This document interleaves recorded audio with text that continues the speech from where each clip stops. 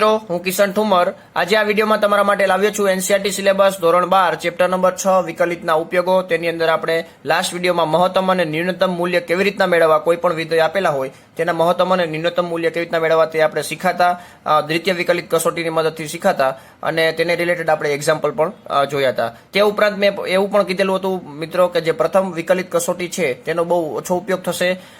તેના basic hint તમને આપેલી હતી કે પ્રથમ વિકલિત કસોટીની મદદથી આપણે કોઈ વિધેય આપેલું હોય તેનું મહત્તમ મૂલ્ય અને ન્યૂનતમ મૂલ્ય મેળવવું હોય તો કેવી રીતના મેળવવું. રેડી? તો મિત્રો આજે તે આપણે પ્રથમ વિકલિત કસોટીના જે કન્સેપ્ટ છે તેનો આપણે ઉપયોગ પણ કરશું, જેથી કરીને તમને પ્રથમ વિકલિત કસોટીની મદદથી દાખલો સોલ્વ કરવો હોય તો તે પણ તમને આવડી જાય. રેડી? પરંતુ આપણે તેનો યુઝ બહુ ઓછો કરવાનો થશે, પણ શીખવું જરૂરી છે.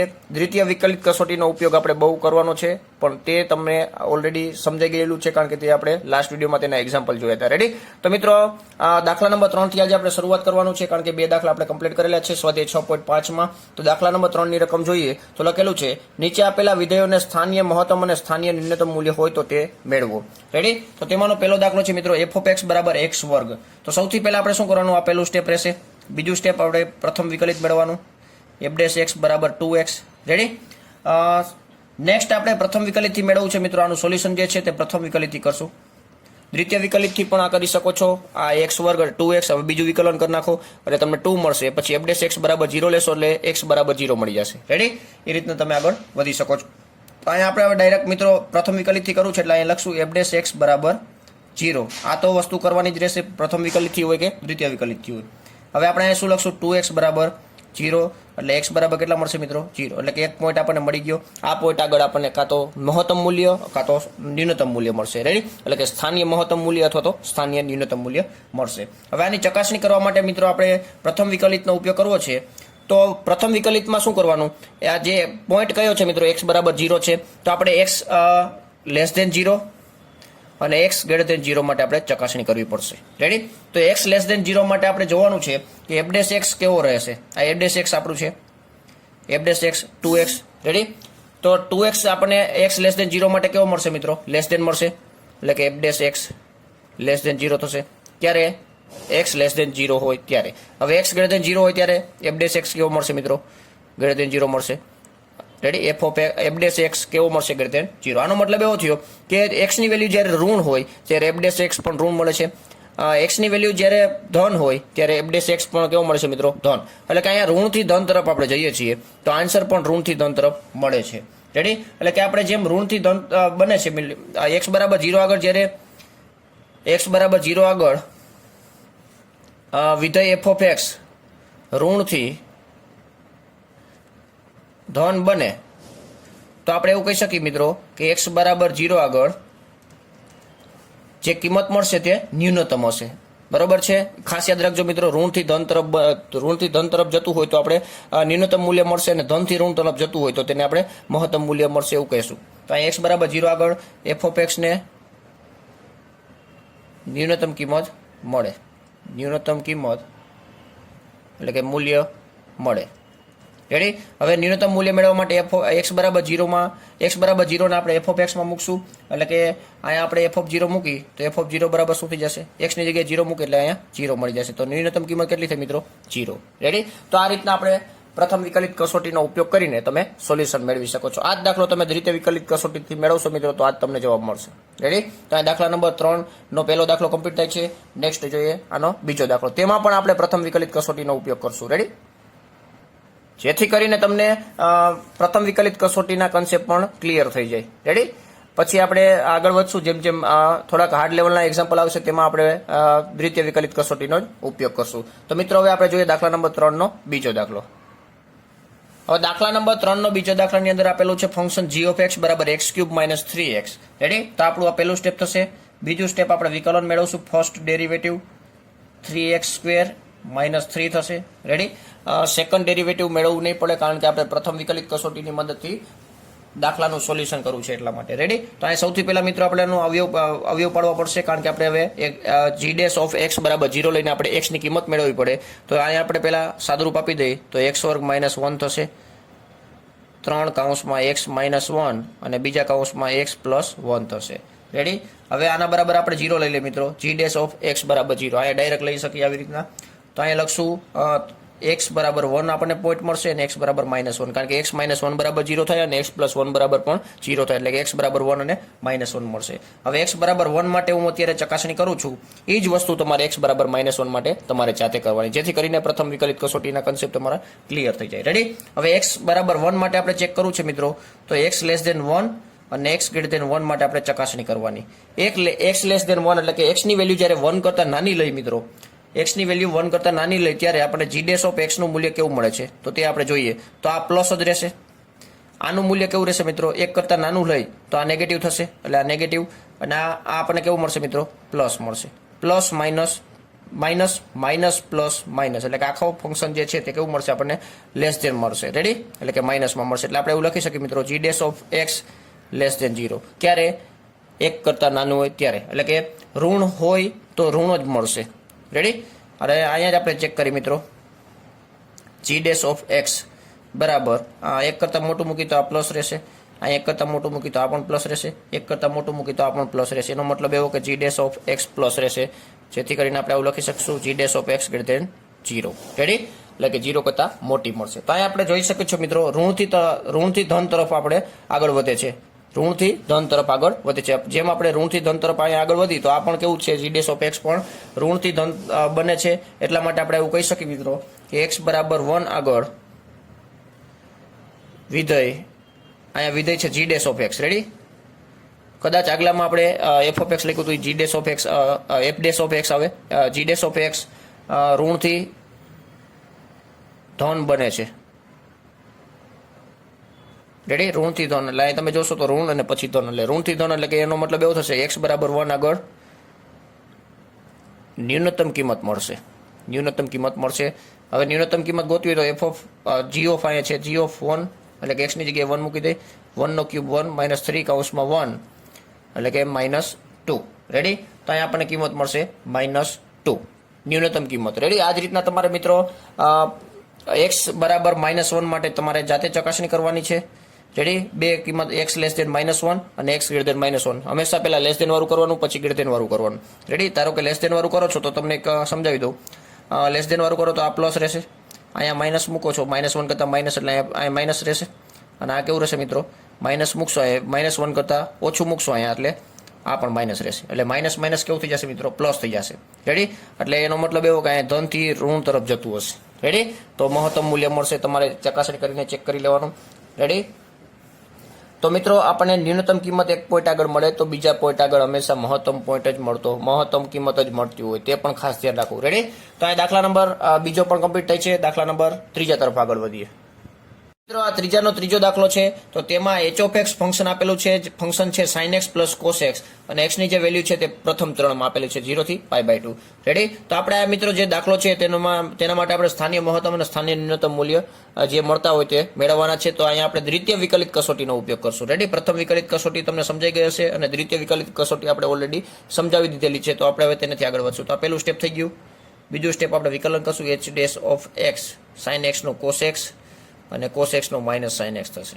રેડી? આ જ રીતના h" x મેળવી લઈ, cos x નો માઇનસ sin x, અને આનું પણ minus cos x, sin x ના cos x વિકલન થશે, અને માઇનસ ના માઇનસ. રેડી? હવે આપણે શું કરશું મિત્રો, h' ઓફ x બરાબર 0 લઈ પોઈન્ટ ગોતશું, એટલે કે cos x minus sin x બરાબર 0 થાય તો આ માઇનસ સાઇન છે સામે જાય તો પ્લસ થઈ જાય, એટલે કે sin x બરાબર cos x, cos x ભાગાકારમાં આવી જાય, એટલે sin upon cos બરાબર tan x થશે, બરાબર 1. અથવા તો આપણે એવું કહી શકીએ કે sin x અને cos x ની વેલ્યુ ક્યારે સેમ આવે તો x બરાબર π/4 હોય ત્યારે.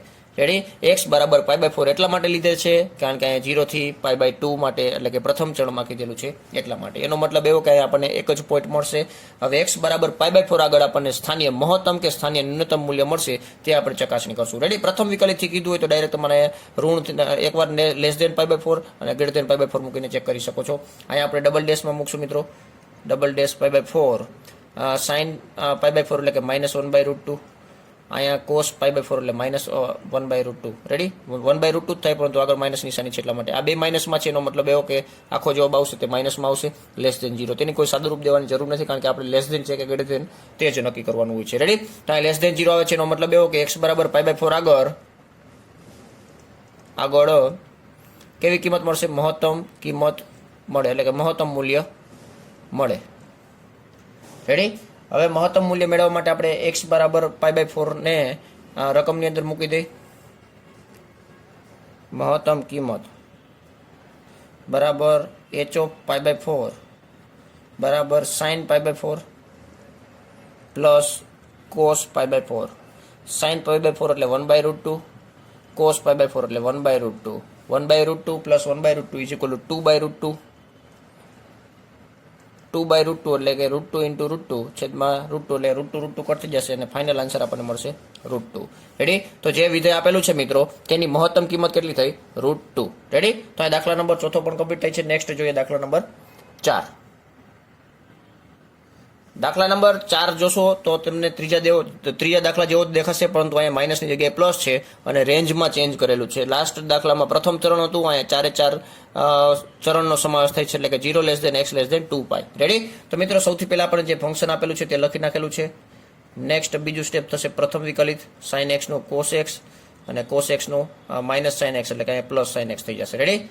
ડબલ ડેશ મેળવી લઈ, પાછું વિકલિત મેળવી cos x નું sin x માઇનસમાં અને sin x નું cos x થશે. રેડી? હવે નેક્સ્ટ સ્ટેપ આવશે પોઈન્ટ ગોતવા, એટલે કે f' બરાબર 0 લેવા પડશે. f' બરાબર 0 લે એટલે કે cos x plus sin x બરાબર 0 થશે. હવે આ cos x અહીંયા પ્લસમાં છે, સામે જાય તો માઇનસમાં આવી જશે અને પછી માઇનસ sin x ને માઇનસ એમનો રાખશો અને cos x આ બાજુ લઈ લે એટલે કે tan x બરાબર આપણને શું મળશે મિત્રો? -1, જેમ આપણે આગલામાં કર્યું એ જ રીતના. રેડી? હવે મિત્રો tan ક્યારે ક્યારે ઋણ હોઈ શકે? tan ના ટેબલમાં 1 ક્યારે આવે તો કે π/4 ના ગુણિતમાં હોય ત્યારે, પરંતુ અહીં માઇનસ જોઈએ છે. માઇનસનો મતલબ એવો કે જે ચરણમાં tan માઇનસ હોય તે આપણે x ની કિંમત થશે. રેડી? તો મિત્રો આપણે જાણીએ છીએ કે બીજા અને ચોથા ચરણમાં tan જે છે તે માઇનસ છે, તો બીજા ચરણમાં π/4 ના ગુણિતમાં શું આવશે તો કે 3 આવશે, એટલે કે 3π/4 જવાબ આવશે અને અહીંયા 7π/4. રેડી? એટલે કે ચોથા ચરણમાં, એટલે બીજા ચરણમાં 3π/4 અને ચોથા ચરણમાં 7π/4, જે આપણને 2 પોઈન્ટ મળ્યા છે. કોઈ એક પોઈન્ટ આગળ આપણને મહત્તમ મૂલ્ય મળશે અને કોઈ એક પોઈન્ટ આગળ આપણને ન્યૂનતમ મૂલ્ય મળશે. રેડી? એક પોઈન્ટ માટેની પ્રોસિજર કરું છું, બીજા પોઈન્ટ માટેની પ્રોસિજર તમારે જાતે કરવાની રહેશે. હવે અહીં x બરાબર 3π/4 આગળ આપણને મહત્તમ મૂલ્ય મળે છે કે ન્યૂનતમ તે ચેક કરવું હોય તો ડબલ ડેશમાં મૂકશો મિત્રો. ડબલ ડેશમાં 3π/4 એટલે કે બીજા ચરણ માટે આપણે π/4 નું ચકાસણી કરીએ છીએ. sin 3π/4 plus cos 3π/4. π/4 નો ગુણિત છે એટલે કિંમત તો 1/√2 જ રહેશે. ચરણ ઉપર આધાર રાખશે કે નિશાની કેવી મૂકી. તો sin 3π/4 એટલે કે બીજા ચરણમાં sin ધન હોય એટલા માટે આ જે sin 3π/4 છે તેનો જવાબ આવશે પ્લસ 1/√2, પરંતુ આગળ માઇનસ નિશાની છે એટલે આગળ લખશું 1/√2, આગળ માઇનસ નિશાની. cos જે છે બીજા ચરણમાં માઇનસ છે, cos 3π/4 એટલે કે cos π/4 નું મૂલ્ય છે 1/√2. અહીંયા આપણને બીજા ચરણમાં cos માઇનસ હોય એટલા માટે માઇનસમાં જવાબ લખશું 1/√2. લેસ દેન 0 આવે છે મિત્રો. એનો મતલબ એવો છે કે અહીંયા આપણે x બરાબર 3π/4 આગળ જે મૂલ્ય મળશે તે આપણને મહત્તમ મૂલ્ય મળશે. રેડી? આની આગળ મહત્તમ મૂલ્ય મળશે વિધેયને, તો એ લખી નાખવાનું. નેક્સ્ટ હવે મહત્તમ કિંમત મેળવવી હોય તો x બરાબર 3π/4 ને આપણે રકમમાં મૂકશું. આ મહત્તમ મૂલ્ય ગોતીએ છીએ. sin 3π/4 minus cos 3π/4. sin 3π/4 એટલે કેટલા થાય મિત્રો? 1/√2 પ્લસમાં લખવાનું, કારણ કે બીજા ચરણમાં sin પ્લસ હોય. cos બીજા ચરણમાં માઇનસ હોય એટલે માઇનસ માઇનસ પ્લસ થઈ જશે, એટલે કે 1/√2. આનો જવાબ પણ આગલા દાખલાની ગુણે √2 આવશે. રેડી? તો અહીંયા મહત્તમ કિંમત મળે છે મિત્રો √2. આ જે દાખલો આપેલો છે તેની મહત્તમ કિંમત છે √2. આ જ રીતના તમારે 7π/4 માટે ચકાસણી કરશો એટલે તમને લગભગ ગેરતેન જવાબ આવશે, એટલે ન્યૂનતમ મૂલ્ય મળશે. ન્યૂનતમ મૂલ્ય પણ આના જેવું જ હશે, પરંતુ -√2 આવશે. રેડી? તો એવા પ્રકારનો જવાબ, કારણ કે આ દાખલા ઉપરથી આપણને તરત આઈડિયા આવી જાય કે અહીંયા -√2 ન્યૂનતમ કિંમત થતી હશે. રેડી? તો મિત્રો અહીંયા ચોથો દાખલો પણ કમ્પ્લીટ થાય છે. નેક્સ્ટ જોઈએ પાંચમો દાખલો.